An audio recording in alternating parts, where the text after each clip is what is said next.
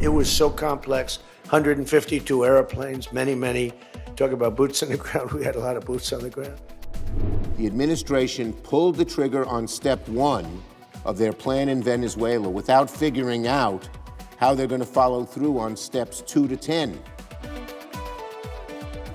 This is Today as It Happened. Good Tuesday evening to you. I'm Holly Furfer, here with your chronological look at the biggest events and stories of the day. From the ongoing fallout over U.S. intervention in Venezuela to lawmakers marking 5 years since the January 6, 2021 Capitol attack. But first, let's take a look at some of our other top stories. The U.S. has dropped the number of vaccines recommended for every child. The federal government no longer broadly recommends shots for flu, rotavirus, hepatitis A and B, some meningitis, and RSV. Those vaccines are now only recommended for high-risk groups or if doctors suggest them. Medical experts say the change could increase preventable diseases. Columbus police are searching for a person of interest after a dentist and his wife were shot to death in their home last week.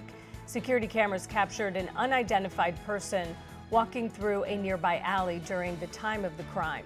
37-year-old Spencer Tepe and his 39-year-old wife Monique were found dead December 30th.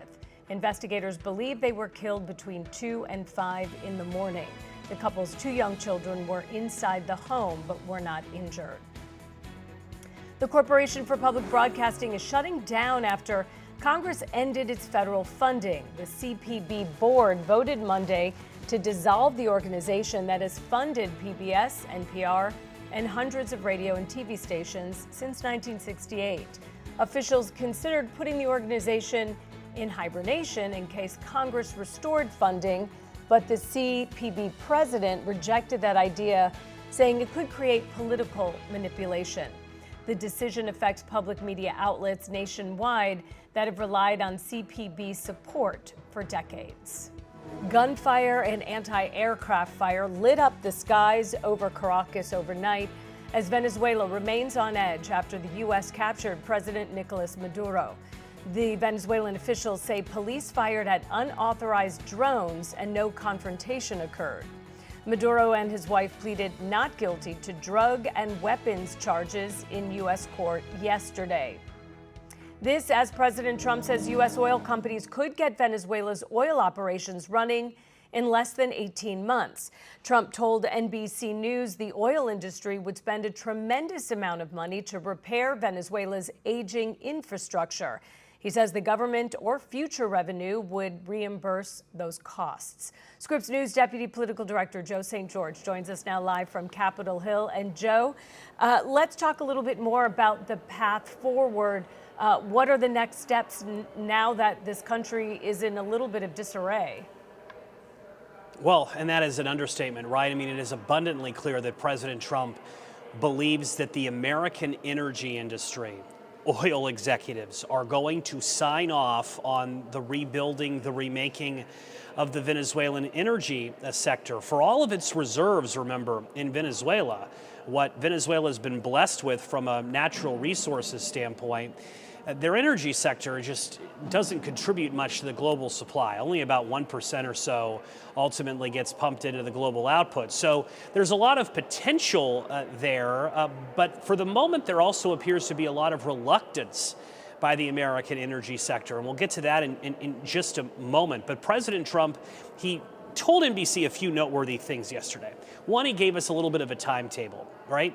18 months. Now that, in the grand scheme of helping rebuild, remake a country, doesn't seem all that long, but 18 months is a year and a half. So this tells you that this is a president who isn't thinking about moving on to the next foreign policy quagmire in 6 weeks, 8 weeks time. 18 months is still a year and a half, and because deadlines move all the time, I mean, this is something that could consume most of the remainder of President Trump's presidency. So a noteworthy amount of time there. It doesn't look like we're going to be getting a call for elections in Venezuela anytime soon. And now to the quote about oil executives and where the money's coming from. Follow the money, right? It's an important part of any journalism, and so important on this story as well. The president telling Kristen Welker of NBC News, quote, "A tremendous amount of money will have to be spent, and the oil companies will spend it, and then they'll get reimbursed by us or through revenue. Reimbursed by us is a phrase used by the president. That suggests perhaps there's going to be an American taxpayer component, a congressional piece of legislation component. And remember, here on Capitol Hill, members of Congress still have a litany of questions regarding President Trump's foreign policy goals. And now to the hiccup, if you want to call it that, the question mark. Will oil executives willingly jump headfirst back into Venezuela? Back in November, the CEO of Exxon said to Bloomberg News in an interview, remember, to paraphrase the CEO of Exxon, remember, American oil executives, companies, we were already in Venezuela decades ago, and then the Venezuelan government changed their thinking, kicked them out, essentially, nationalized the oil fields, and the American industry lost billions of dollars in that process because of the instability in Venezuela right now. Just because they have an acting president and just because President Trump says we're in charge of Venezuela, that may not be enough for oil executives to feel really secure about investing billions of dollars. And it will take a tremendous amount of money, as President Trump said, to rebuild this energy sector. There may be a concern about what happens in 1 year's time, 2 years' time. What if the government collapses again? What if the energy sector gets nationalized again? And then who's on the hook for all of this investment? Clearly, Secretary of Energy Chris Wright, who's a cabinet member of President Trump, has close ties to the oil industry. He's going to be a major player in trying to recruit the American energy industry to get back into the market of Venezuela. It's clearly a key component for what's next when it comes to Venezuela for President Trump, Holly. And Joe, I know that yesterday gave us the first chance to see Maduro and his wife. They were in court, and also to hear from lawmakers about the operation. What are you hearing from both sides of the aisle there? Right. The Maduro saga is in many ways a different track now than the Venezuela saga, right? What happens to this man who was the de facto leader of Venezuela just a few days ago? Can he beat these charges in the courtroom? Remember, his defense, it's not guilty, and he's alleging that he's been kidnapped. So we'll see where the legal process plays out and whether or not any more jurisdictions jump on board. Governor Ron DeSantis of Florida is openly teasing on social media the idea that Maduro could face state charges at the state level in the state of Florida. Remember, it happens frequently in which someone may face federal charges at the federal level, and then a state may impose charges of their own. Governor DeSantis is teasing that on social media. So the Maduro saga is far from over. The Venezuela saga has a lot of question marks attached to it. Senior members of Congress were briefed yesterday for multiple hours on Capitol Hill by Secretary of State Marco Rubio, Secretary of Defense Pete Hegseth, and others. More members of Congress still, though, want their briefings. They're expected to get it sometime this week. Democrats, Republicans, they're falling among familiar fault lines. Democrats seem very unhappy with what the administration has presented them so far. Many of them believe they needed to be consulted prior to this operation in Venezuela. Remember, the president is very careful to say he doesn't believe we're at war with Venezuela. That's what the president said yesterday in an interview. That's important because only the Constitution gives Congress the power to declare war. So the president's being careful there. Others are saying if capturing a foreign leader isn't war, then what is? So there's clearly questions on that front. Here's Senator Rand Paul, the Republican senator from Kentucky, who's often critical of American intervention in other countries around the world. This is what he told reporters late yesterday.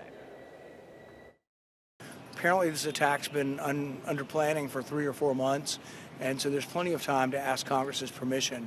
I think it's disdainful, but I don't think he's the first president to do it. I mean, many people will point out all of them do it. So this is a bipartisan problem. I'm glad that there's a significant debate and that we will have a vote on this, but without question, this is war. Well, I wasn't for the invasion. If you want to make it better, you should be saying as soon as possible, this is your country. We're going to let you make decisions on the oil. We aren't coming to take your oil. We aren't coming to tell you what to do.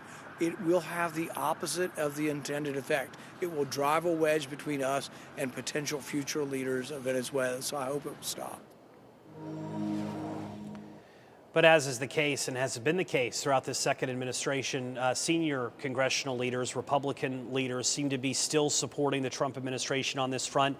There is this big question as to whether Congress needed to be informed or not. Speaker Mike Johnson still standing by the Trump administration. Take a listen. This was one that did not require prior authorization by Congress. It just required notification. And all the administration officials did exactly what they were supposed to do on the timetable they were supposed to do it in. They have been on the phone constantly with members of the House and Senate, and they'll continue to provide further information. We'll get a lot more here today. But our understanding and my appreciation of this entire thing is it was completely authorized by law. It's well within Article 2. One storyline we'll be watching a little bit later in the week. In the U.S. Senate, it is expected that a war powers resolution vote will come up. We're tracking that potentially for Thursday, Holly. That would limit President Trump's ability to conduct additional military operations in Venezuela. These war powers resolutions, they come up from time to time.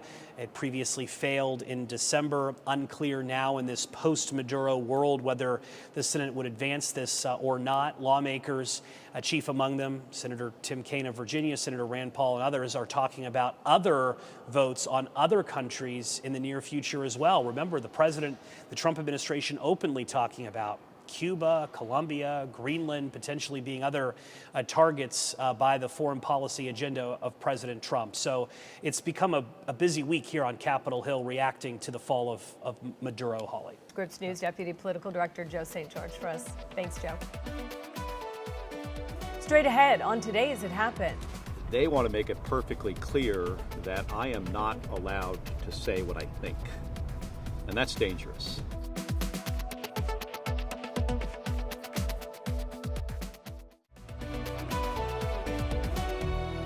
You're watching Today As It Happened, Scripps News rundown of the biggest events and stories of the day. So let's dive right back in. Right now, Senator Mark Kelly is speaking to the press one day after the Department of Defense moved to demote him and cut his retirement pay.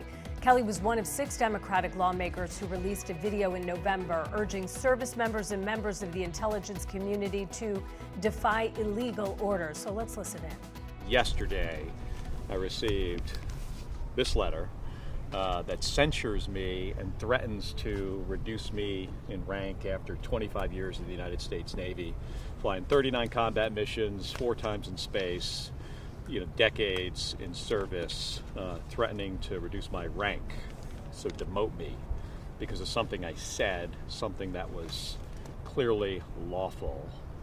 Also something, by the way, that Secretary Hegseth has said on multiple occasions back in 2016. So this is certainly the height of hypocrisy. I think it's also important to point out that in this letter, where you might have thought it was just about the video, we find out it's not just about the video that we made.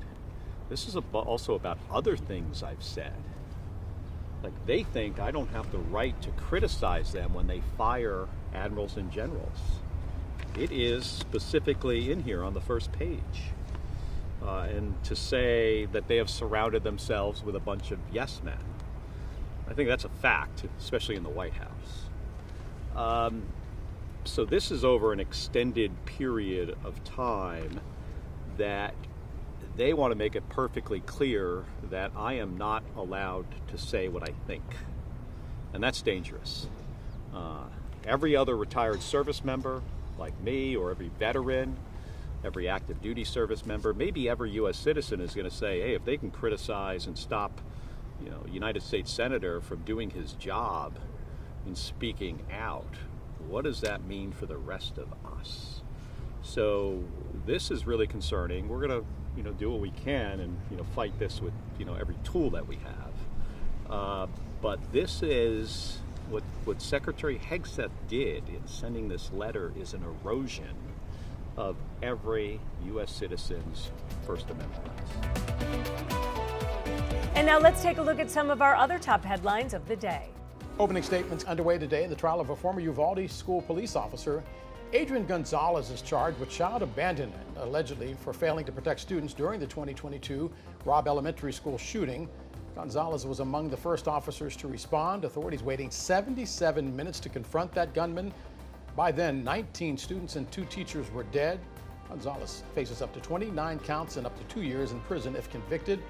The trial is expected to last 2 weeks. The Trump administration is freezing $10 billion in federal funds to 5 Democratic states. Minnesota, New York, California, Illinois, and Colorado, all of them will lose money for child care, cash assistance, and social services. The Health and Human Services Department claiming massive fraud in those states, but providing no evidence to support those charges. The freeze affects programs serving hundreds of thousands of low-income households. Democrats call it political retribution that punishes the poor. Wyoming Supreme Court striking down the state's abortion ban today keeps the procedure legal there. The justices ruling 4-1 that the state's laws violate the Constitution's healthcare decision-making amendment. The state's only abortion clinic and advocacy groups challenging the bans. The Republican governor there, Mark Gordon, says he now wants lawmakers to pass a constitutional amendment banning abortion for voters to decide. This is Today as It Happened. We'll be right back.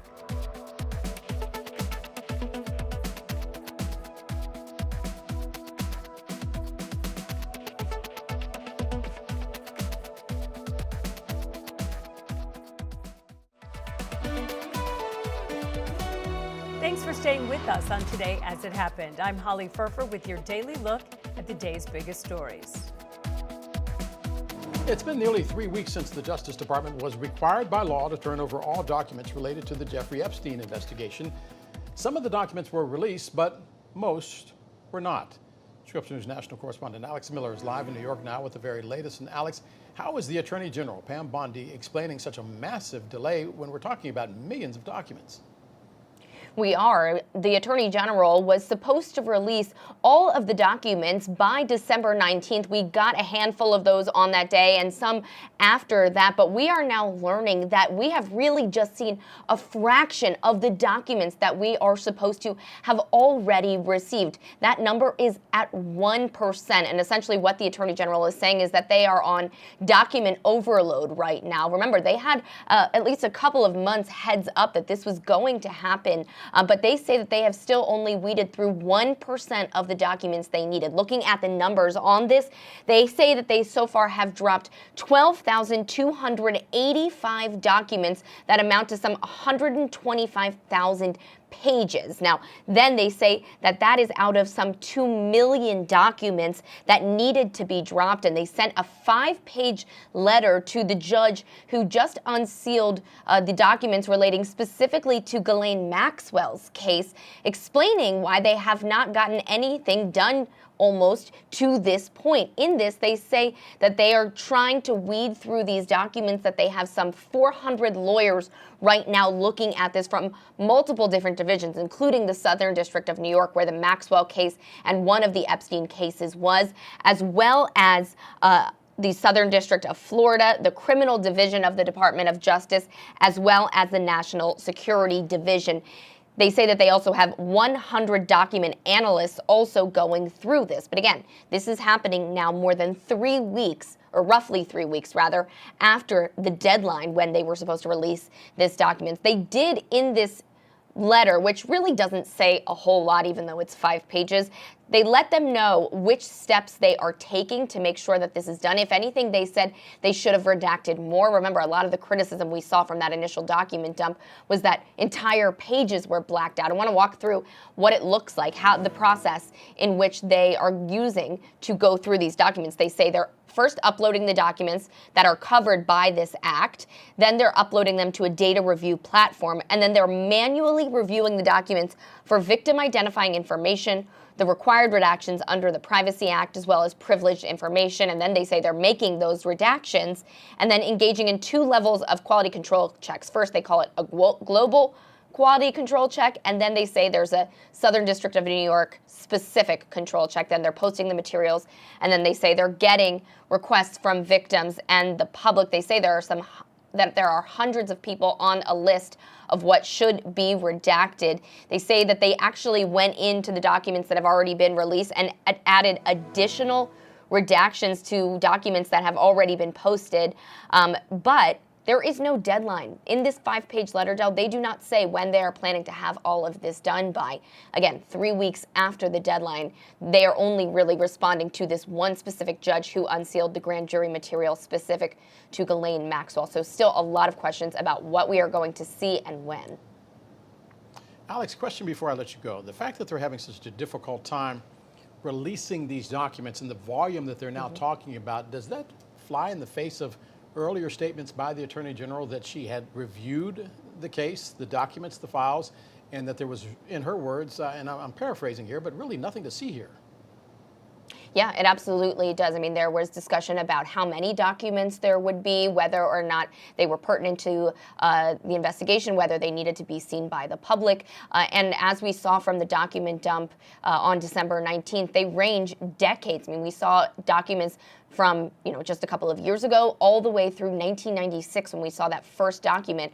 And there are still millions that they need to sort through. Remember, not every document gives us a ton of information or a window into every, important detail, but all of them needed to be sorted through. And the law says no matter how important or seemingly how unimportant, all of them need to be released to the public. Scripps News national correspondent Alex Miller live for us in New York. Alex, as always, we thank you. Coming up on Today as It Happened. There's not a difference of opinion. This isn't a different perspective based on political party. There are facts and there are lies. America saw firsthand the video in real time, the brutal beating of police officers.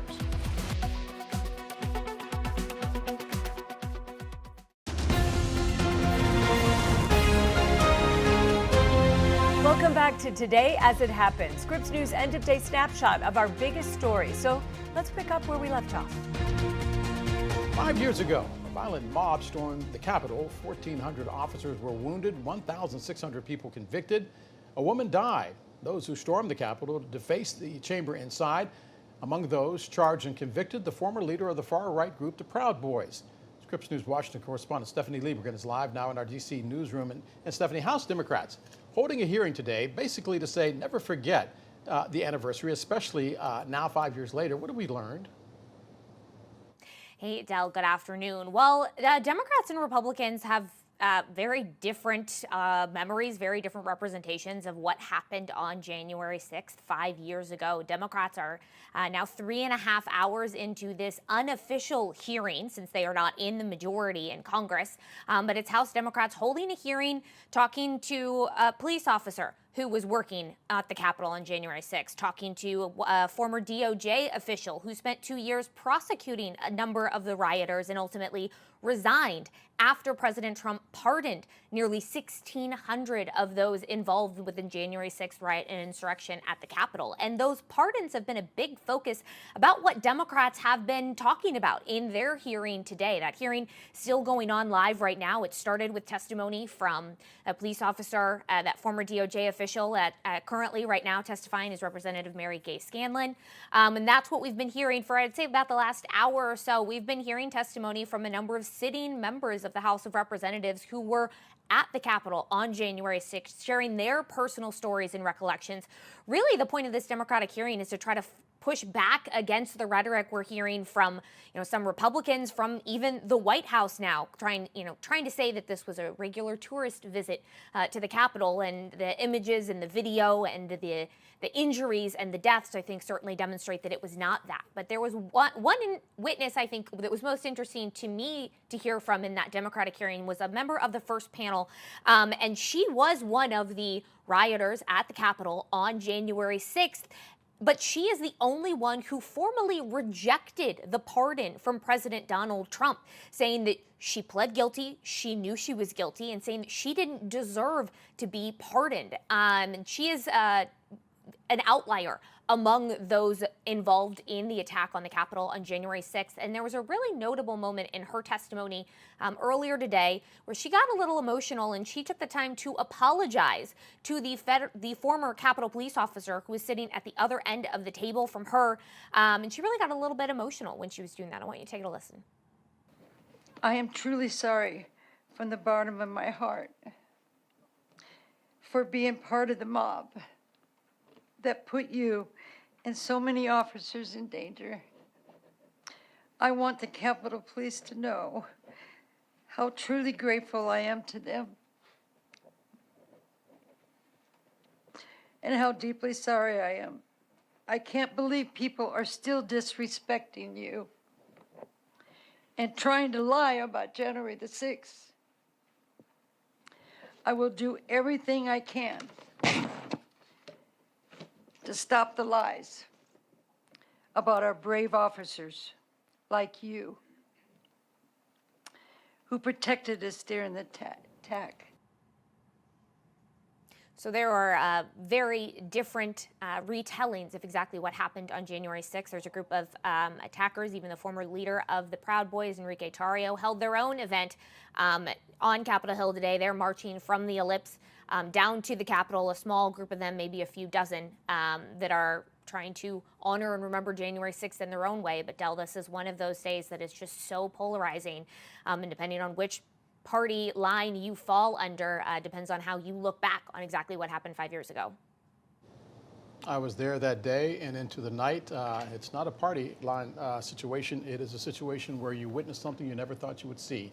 Scripps News Washington correspondent Stephanie Liebergen for us live in our D.C. newsroom. Stephanie, as always, we thank you. Congressman Jason Crow is a combat vet, and his combat also included trying to survive the January 6th riot and death threats for standing up to President Trump afterwards. Democratic Congressman joins us now. And Congressman, thanks for being with us. 5 years ago, you stood in the breach as that violent mob attacked the Capitol. You heard me say I was there. 5 years later, though, there's an effort to erase that history. The president just this morning calling it a peaceful gathering. Your thoughts?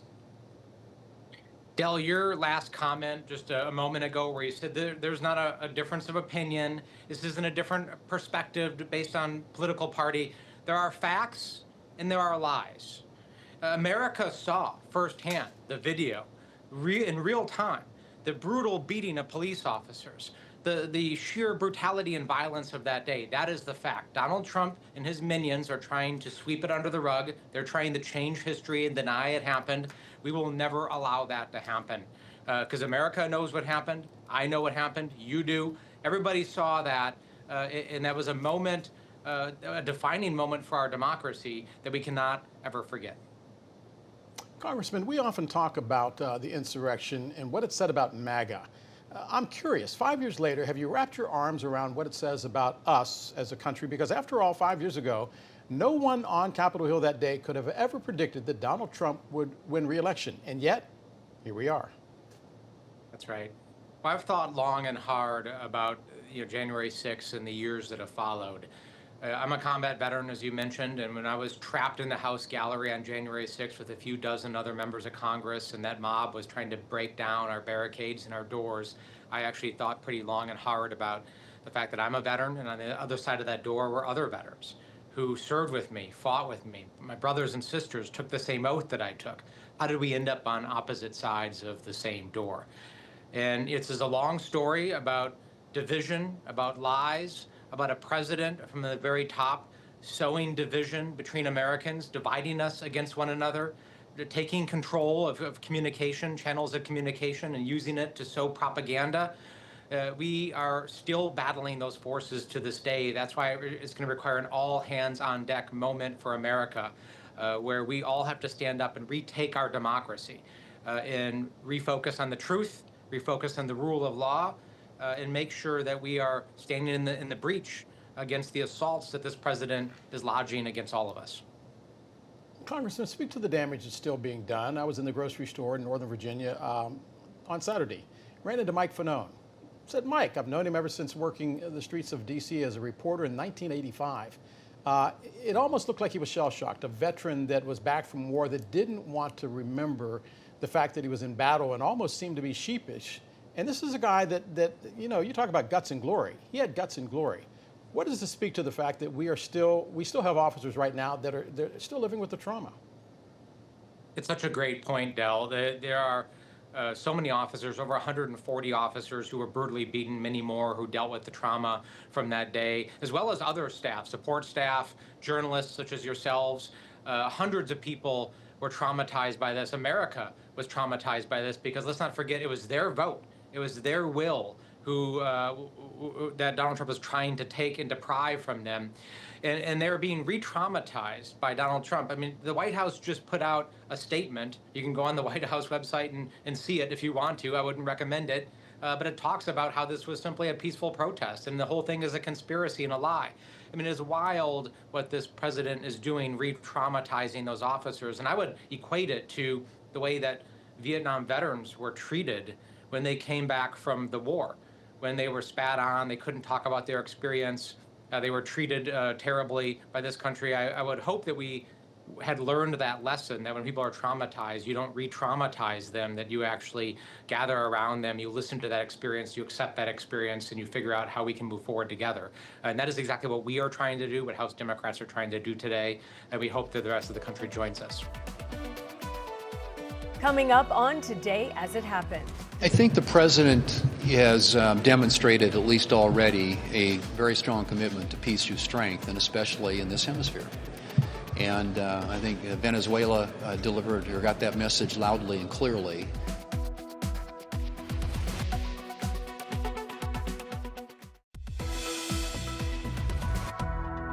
You're watching Today as It Happened, Scripps News rundown of the biggest events and stories of the day. So let's dive right back in. Venezuela is on the world stage right now, but peace talks between Ukraine and Russia continue. It's been 4 years now since that war began, and yes, those talks do continue. And today, officials from Ukraine are in Paris meeting with their allies to discuss security guarantees if Russia further invades its territories. Scripps News International correspondent Ross Cullen live right now from Paris. And Ross, did the countries dubbed the Coalition of the Willing give Ukraine what it needs? Yeah, Del, this is the Élysée Palace, the French presidential office and residence. This is where the Coalition of the Willing talks were held on Tuesday. And just down the road from here, pretty much the next building along on this street, is the US Embassy. And the Special Envoy Steve Witkoff and the president's son-in-law Jared Kushner said that there have been hours of discussions with the US ambassador and the Ukrainian delegation already during the day, and they're going to continue this evening. So there's a lot for Washington and Kiev to discuss bilaterally, but in terms of the broader Coalition of the Willing, they did agree these security guarantees for Ukraine, that the United States will help monitor the ceasefire, that there will be UK and French troops inside Ukraine. There was a declaration of intent, a signing today by the British Prime Minister and the French President. They will be deployed after any eventual peace agreement is signed, and there would also be long-term defence commitments for Ukraine.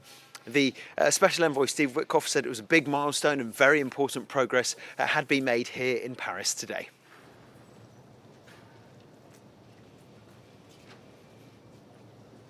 Ross Cullen live for us from Paris. Ross, as always, we thank you. Venezuela is saying at least 24 of its security officers were killed in that U.S.-led military operation to arrest ousted leader Nicolas Maduro on Saturday. That brings the official death toll now to at least 56. Cuba saying 32 of its military and police officers were also killed. A growing number of civilians dead, but the exact number of civilians is not clear. Prosecutors saying they will investigate. Top lawmakers on Capitol Hill seem to be divided over that classified briefing on Venezuela. On Saturday, U.S. forces captured Nicolas Maduro during that raid. He's detained and now being held inside a New York City jail. Last night, Trump administration officials met with lawmakers for more than 2 hours as concerns over the situation continue to grow. Scripps News congressional correspondent Nathaniel Reed joins us now live from Capitol Hill. And Nate, we heard the Democratic Senator Mark Warner calling the president's move imperialism. Are you getting the sense from Democrats that they agree? Well, look, I think many Democrats stand in opposition to the latest move by the Trump administration by going into another nation, violating its sovereignty. They have a lot of outstanding questions about exactly how the U.S. will handle this situation from here on out. But it's interesting when you talk to Republicans, with few exceptions, Senator Rand Paul, we heard from him earlier today. He talked about how he had a lot of questions about what the U.S.'s level of involvement will look like moving forward. But when you hear from most Republicans, they have been defending the Trump administration largely, and they're decision to go into Venezuela, their decision to notify Congress after the fact. We heard today from the Senate Majority Leader John Thune, who told reporters that he is, happy with President Trump conducting this the way he did, and furthermore that the purpose of this mission to underscore the fact that the U.S. wants to achieve peace through strength. There's been a lot of talk, Del, about how President Trump ran on, ending forever wars, being the peace president. Now Republicans on Capitol Hill saying, well, this is just part of a means to an end to achieve peace, broader peace in South America. Take a listen. I think the president has demonstrated, at least already, a very strong commitment to peace through strength, and especially in this hemisphere. And I think Venezuela delivered or got that message loudly and clearly. And I think other countries in this hemisphere who are cooperating with narco-terrorists or in league with China and Russia and Iran and countries like that need to be on notice. But if you listen to Democrats, they're left with more questions than answers. Senate Minority Leader Chuck Schumer was in that briefing yesterday with the select group of lawmakers and said he asked these questions to which he received, in his words, no good answers. Take a listen. I asked 4 simple questions. How many American troops are we going to send to Venezuela? They don't know. How long will we be running Venezuela? Don't know. Unknown. How much is this going to cost? We tried to pin them down. No answer. What country is next? Unknown. But I was very unsatisfied when I asked them, are they considering going into other countries? It was really troubling. And a lot of the analysts who've been looking into this say that if Venezuela can increase its oil exports up to 2.5 million barrels per day, that would be, a success. That would be their kind of maximum output in the short term. For context, though, the U.S. gets most of its foreign oil from Canada. That's 4 million barrels total per day. So, a lot of questions about just how feasible this is moving forward and how long it would take to get that capacity that President Trump has spoken of. Furthermore, the continuing outstanding questions of exactly what the U.S.'s goal was in Venezuela. Worth noting that a much larger group of lawmakers are going to have the opportunity to actually hear directly from the administration officials who briefed that select group of lawmakers, the Gang of 8, last night. They're expected to hold briefings for the whole House of Representatives and the whole Senate tomorrow morning. Scripps News congressional correspondent Nate Reed on Capitol Hill for us. Nathaniel, as always, we thank you very much. Del. Let's go now to our political director, Andrew Rafferty, who joins me in studio. And Raph, I'm old enough to remember a movie called Wag the Dog. There was a president that was in trouble in the polls. He was sinking in the polls, so he started a war. I can't remember how it ended, but how did the polls say it's affecting this particular president? Yeah, that we have seen traditionally a rally around the flag. When we have seen big crisis, that the country kind of goes and sort of supports a president who may not be so popular. We're not sure that that's actually happening right now. What exactly? Just the film buff, that's all I can say. Yeah, but we do have a little bit of insight. I expect these numbers are going to change as Americans learn a whole lot more about Venezuela, which was not on a lot of people's radars. There's really 3 polls so far that give us a good insight into what Americans are thinking, and we can put them on the screen. 2 out of the 3 have the exact same number. This is support specifically for capturing and removing Maduro. And of course, you look at one poll to the next, the wording of the questions can change. But I tried to look at stuff that was very similar, and you're seeing about a third of the country in the Reuters, Ipsos, and Economist YouGov. Washington Post is a little bit of an outlier where it's up to 40%, but Del, you know this as well as I. When you're talking about that 1/3 of the country, that's really the Trump ride or die, folks. There's really very few things that President Trump can do that would get support from less than a third of the country. Those are no doubt the MAGA base. And it's interesting to dig into these numbers too, because there's still a lot of Americans who aren't sure about how they feel about Venezuela. As I mentioned, we were talking about, we're coming off the holiday season. You and I are both football fans of this happening on a Saturday out of some big games, probably not the country's undivided attention. But here's one thing to watch going forward, and we kind of heard from Nate in some of those clips from Democrats on Capitol Hill. There is real concern across the board, both from Republicans and Democrats, more so, of course, of Democrats, that this could lead to something more. So if we're okay right now with this idea of removing a dictator, of indicting someone, bringing him to the U.S. to face trial, there is much higher concern about that escalating, whether it be a long-term involvement from the U.S. in Venezuela, troops on the ground in Venezuela. And so that's why I imagine as this week progresses, we're going to hear a lot more from lawmakers who want answers about what the long-term goals are for the U.S. in Caracas. Straight ahead on Today as It Happened. Robots are getting a lot smarter and a lot more human-like. I'm business and tech correspondent Maura Barrett in Las Vegas. Coming up, I'll break down what they can actually do right now versus where the hype outpaces reality.